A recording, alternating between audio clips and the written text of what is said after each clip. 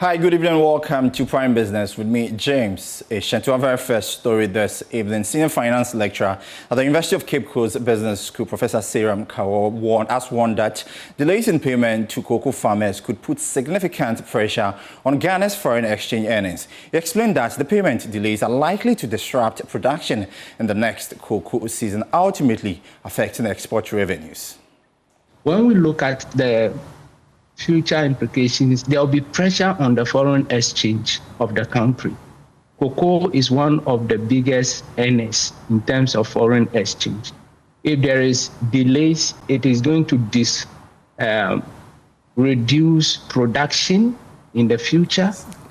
And what will happen is that we are going to encourage smuggling of the produce that we have.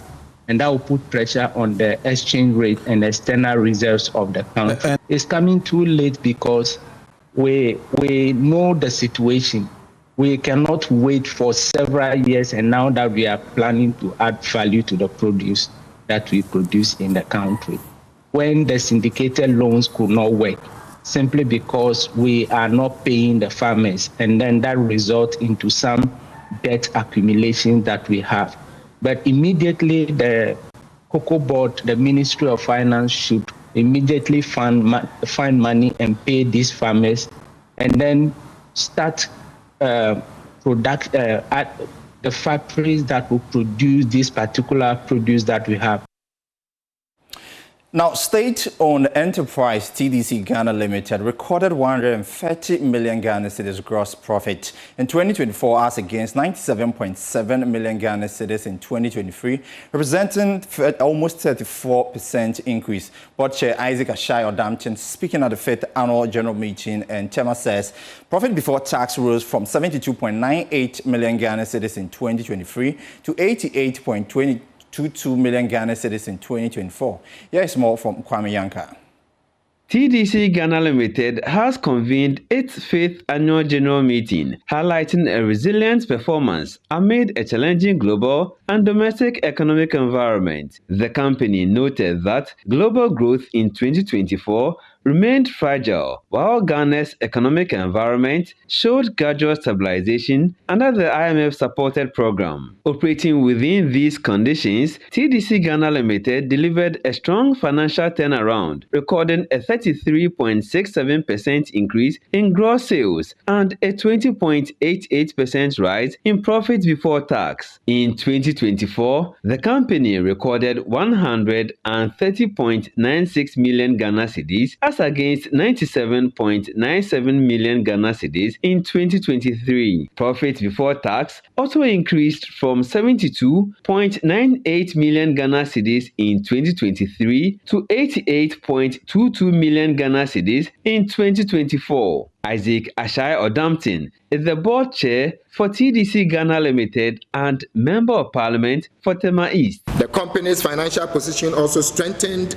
significantly during the year. Total assets grew by 19.02% from 616.48 million in 2023 to 733.76 million in 2024, while shareholders' fund increased from 12.57% from 453.49 million to 510.46 million. Managing Director of TDC Ghana Limited, Courage Nunekweku, indicated that management's strategy focuses on innovation and scale, led by the flagship Oxygen City project in the Volta region, expanded affordable housing, digitalization, asset redevelopment, and new service lines. At this point, we have already received clearance from Ministry of Finance and PPA. We are at the stage of award. Oxygen City, Committee 27. That Committee 27, I have had people ask me why 27. It is the idea of the president. When we were in Ho, he said no, it should be Committee Oxygen City, Committee 27.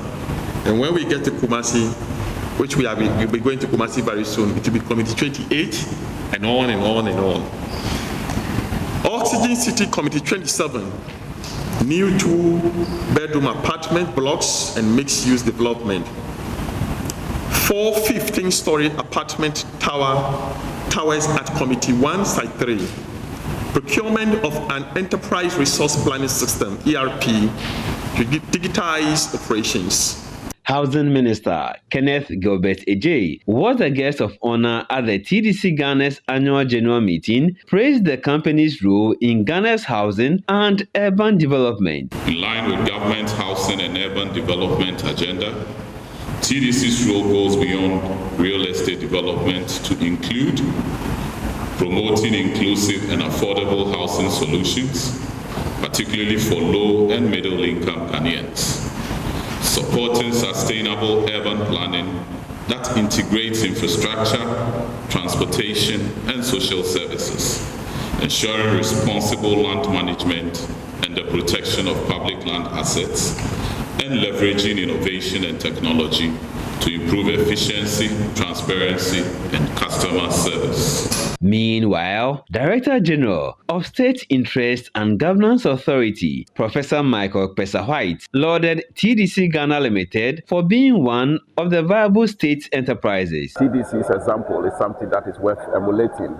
by the other state-owned enterprises in this country, especially if they commit themselves to sound corporate governance practices, prudent financial management, and creative investment principles. The major problem or challenge for many of our entities is access to capital.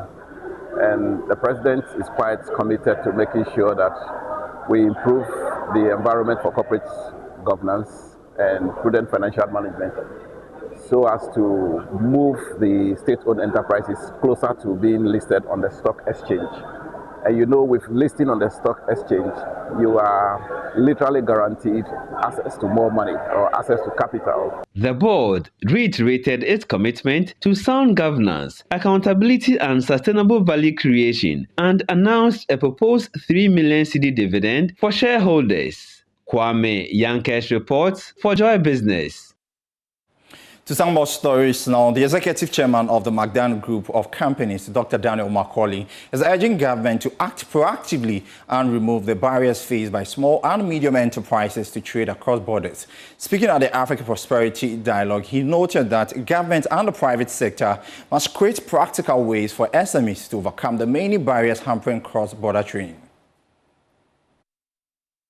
Many African entrepreneurs are still trading across borders that exist more in systems than maps. High transport costs, delay at borders, inconsistent custom processes, and fragmented regulation continue to suffocate growth. I have seen situations where moving goods within Africa costs more than shipping to another continent. I've been in logistics and shipping for 3 decades, and I eat, sleep, and breathe logistics. And this is a problem, but we cannot leave it for government alone. The private sector have been provided an opportunity to make a huge difference and to make some good money. That is not a market problem. This is a system problem. We must make trade practical for SMEs. Digital systems, one-stop shop border posts, and mutual recognition of standards must become the norm. Now, the Chief Executive Officer of the Telecel Group, Mo Damush, is calling on government and regulators across Africa to ease cross-border payment systems as a way of accelerating intra-African trade and economic integration. Speaking at the African Prosperity Dialogues 2026, Mr. Damush stressed that seamless and affordable digital payment are critical to unlocking the full benefit of the African Continental Free Trade Area.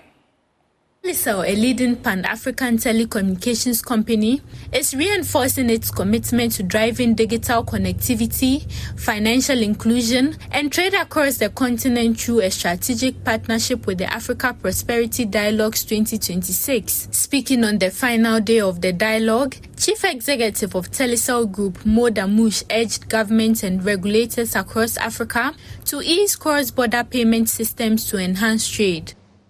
We invest in connecting people and markets, innovate to enable cross-border payments, and deliberately build ecosystems that allow individuals and businesses to participate fully in the digital economy. Through the expansion of cross-border payment corridors for cross-border payments, we become enablers of regional integration, resilience, and inclusive economic growth. We recommend governments, regulatory bodies to ease cross-border payments to allow more trade for SMEs through mobile money. He added that, as a technology and communications enabler, Telecel is championing several initiatives to facilitate access to markets for many small and medium enterprises. Telecel Group is taking a lead on several initiatives. We have the Africa Startup Initiative program, which is one of the programs that works at scale with startups, bringing for them investments, markets, and mentorship, acceleration. We have also the Telecel Foundation initiatives, like the Start to Code program. Start to Code program is an education platform that teaches coding, giving youth an opportunity to create jobs and also to educate themselves about the new technologies. Telecel says its partnership with the dialogue reflects its broader vision of connecting Africa, enabling digital transformation, and supporting economic growth across markets. Now to the banking space, and Universal Merchant Bank has launched its revamped mobile application, the UMB SpeedApp. The redesign marks a significant milestone in the bank's aggressive digital transformation strategy, which aims to provide faster, smarter, and more secure banking. Speaking at the launch, Tubo Ofe Ajiman, head of e-business at UMB, stated that the new app offers customers a more convenient and a safe way to bank remotely. Here's more. UMB SpeedApp represents a major leap in the bank's digital transformation agenda, engineered to make banking faster, smarter, and more secure. The new platform provides a smooth, user-friendly experience that simplifies daily transactions with cutting-edge digital features to enhance customer satisfaction. Tubo Ofe Ajiman is the head of e-business at UMB. We built this app different from what we already had, and we looked at some of the challenges that customers encounter that they have to walk to the bank to do. The first is the complaint feature that I indicated that usually you have customers walk to the bank to complain. Now you can use the embedded feature on the app to be able to lodge complaints. Aside that, you don't need to add a new account by coming to the branch. The app automatically picks up all your accounts. But more importantly is the self-service on password reset feature. In instances where you have a forgot password, you can definitely use a feature where you indicate a security question or an answer to be able to reset a password for you. So we looked at some of the services on the old app that you have customers walking to the branch to do, and we've corrected it with this new app. UMB SpeedApp offers customers a more convenient and safe way to bank remotely. Tubo outlines fortified security features on the app. There are several security features that we have embedded onto the app, right?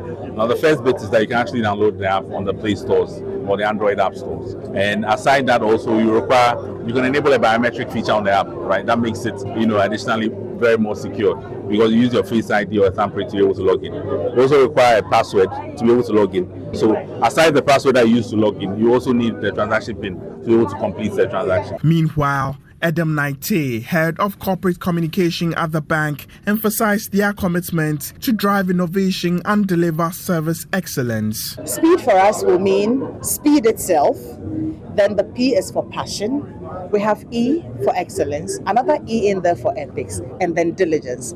That's the promise we're giving to our customers. And we've given them this brand promise since 1972. So we serve them with speed, with passion, with excellence, with ethics, and also with diligence. Management say a dedicated customer service team will be on hand to provide solutions to customer queries.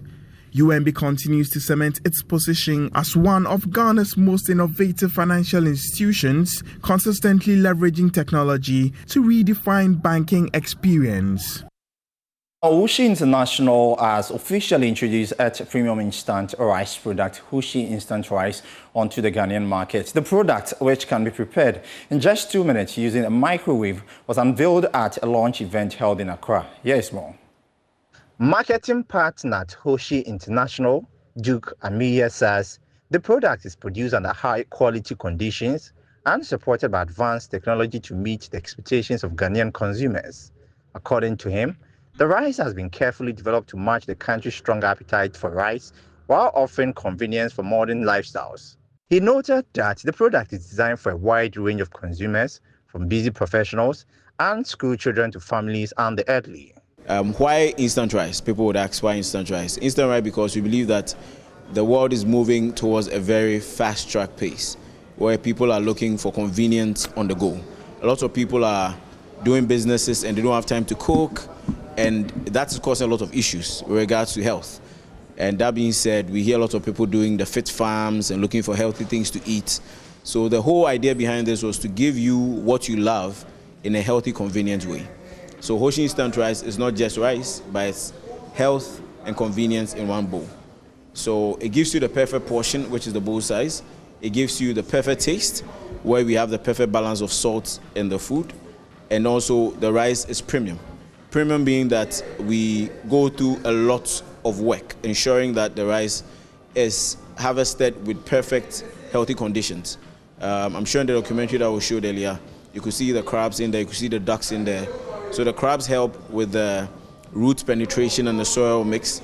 The ducks do their best to help with the eating up of the pests that are in the farm, so that we can give you the best of rice when it comes on the market. So Hushi Instant Rice is here to help everybody looking for good rice. We believe that Ghanaians are good rice eaters.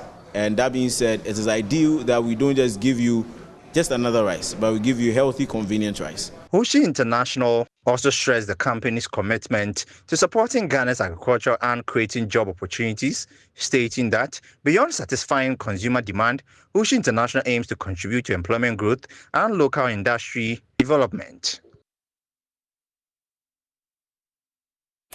Now, the executive director of the UN Global Compact Network Ghana, Tolu Kweku-Lacroix, says Ghanaian businesses must urgently adapt to changing global sustainability and compliance rules. He was speaking at the signing of a long-term partnership between the UN Global Compact Network Ghana and the Association of Ghana Industries. The agreement is expected to help SMEs stay competitive, attract investment, and meet new government market and financial sector requirements.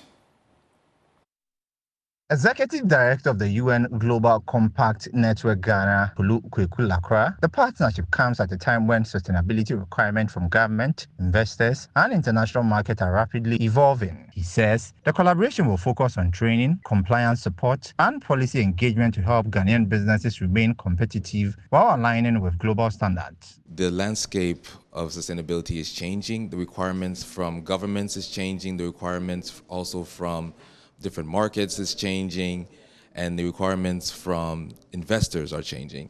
So as a result, the trainings that we will be putting together and the work that we will do in collaboration with AGI's framework, and then that with the UN Global Compact framework, is going to help SMEs navigate this jungle. Navigate the jungle to be more compliant, which is also going to have an impact on their business.